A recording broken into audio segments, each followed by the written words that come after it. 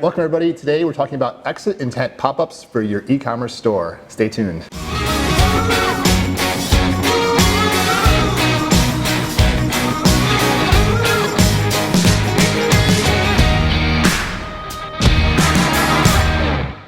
Welcome back everyone, this is Christian and I'm here today with Kevin, and today we're going to be talking about Exit Intent Pop-ups, what they are, how to set them up, and how to track to see if they're doing well. Yeah. So let's start off by just knowing kind of what it is and explaining to everyone what Intent Pop-ups are. So we all know what pop-ups are, obviously, and they've kind of have a bad name because they've been abused quite a bit in the past. Yeah. Using them correctly is really key. So Exit Intent is when you're hovering over your browser, looking at a web page, and you go to the X to close the tab for it or close the browser out. Once you do the action, you go off the page, this pop-up appears. So it's a way to kind of help capture and catch people before they leave your site officially. It gives you a little bit of option to target them. Yeah, that's pretty nice. And is that something that should be on every page or select pages, or how do you see it? Or how do you apply it, I should say? Yeah, so I mean, as a whole, Exit Intent Pop-ups are really good. They can add like 5 to 10% of revenue to your site. And when you hear this kind of stuff and you see results, you kind of get excited and want to put them on every page. It's kind of, putting blaring banners everywhere. You want to catch attention. You really want to make sure that you're targeted with it, because they can, again, pop-ups, they can be annoying to users. There's a reason why there's pop-up blockers out there. So really you want to find the key areas of where people are leaving your site. Obviously the cart is a really key one. People probably add to a cart and they see a price they don't like or whatever it might be, and they want to leave. So having something there with a really strong offer is really a key page. And you want to kind of vary them a little bit too based on what your product is. So if it's a low value item that you might be able to discount or bulk together, then a coupon might make total sense. They're just quickly looking for a low price on something.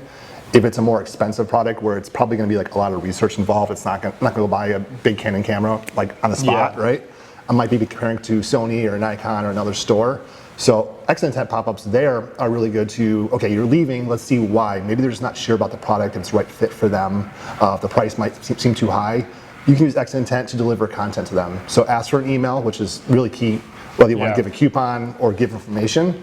And now give into a sequence going, hey, great, download this free guide of comparing this model versus this model, right? That's probably what they're trying to do right now. If you make it easy for them, you're gonna be their destination for buying. So Exit Intent is really good there for either content or for coupons, depending on the pages they're on and the type of product you have. Sounds good, that's solid. So, obviously now that we know what it is and how, what the purpose are and how to use them, how do you get started by creating Exit Intent Pop-ups?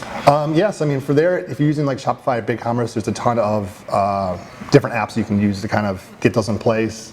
We use Klaviyo, and you can use Exit Intent Pop-ups through Klaviyo as well, which is an email automation service. And then the big thing too is you're tying these. So Klaviyo is nice because you're tying it directly to an email database you already have, and you can build automations off of this, or sequences, if you will. So once you collect that, you want to give a coupon. Obviously, you have like an auto trigger. So as soon as I put my email in these things, I want, as a consumer, that coupon I was promised immediately. So don't manually do that process and reach out to them. Let that sequence happen. Same thing if I'm requesting that guide. Again, you can build that automation. So as soon as your email goes in, that guide gets sent to their email address. And then now you have them in there, you should nurture these leads. So if it's gonna be a quick purchase, great. You can give them the coupon, then do follow-up automations 5 or 7 days out of first, how'd you like a purchase? Here's other products you might like. If you're doing education-based ones, again, you might wanna do that PDF comparing different models, but then talk about your process as a store, what your return policy is, if it's really a great policy, what makes you guys different than somebody else, more details about the camera itself. Again, just nurturing and giving more information to these leads. It's just getting them to buy more and more into your store or your brand. So it's super key that you don't just, great, I got their email, I just want to really get the sales to them, so I'll give them a coupon and be done with it. You're missing tons of potential future sales. Right. So, I mean, obviously, pop-ups have an extreme value, right, if you use them properly. But as you mentioned earlier, too, it can get very annoying. So how do you really measure if it's working, if it's getting annoying, or are people actually using this and it's, providing a good value to your website and to your customers?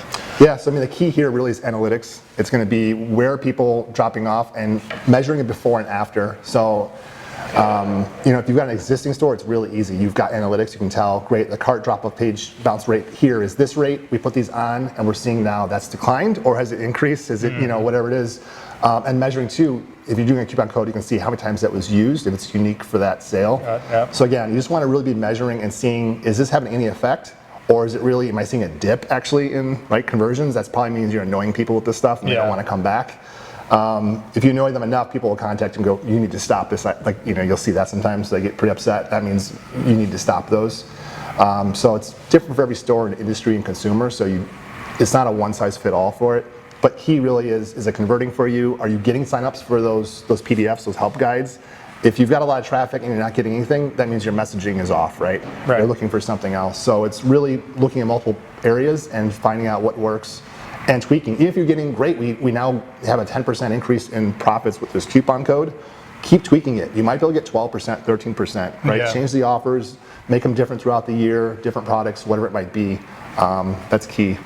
Yeah, and the biggest key too, I would say too, is like, learn your audience, like Kevin saying, track how everything is doing, not just with pop-ups, but everything in your business. Yeah. Because that's going to help make every effort that you make a lot more valuable to them. So that's no exception with even just pop-ups. That's something so simple, but could be so valuable if used properly. Absolutely. But, yeah. Thanks for checking out this new episode of the Humm. And if you guys have any questions, feel free to drop them down in the comments or check us out on our perspective on our website to get more information on other topics related to e-commerce. And yeah. Excellent. Thank you guys. Thanks, guys.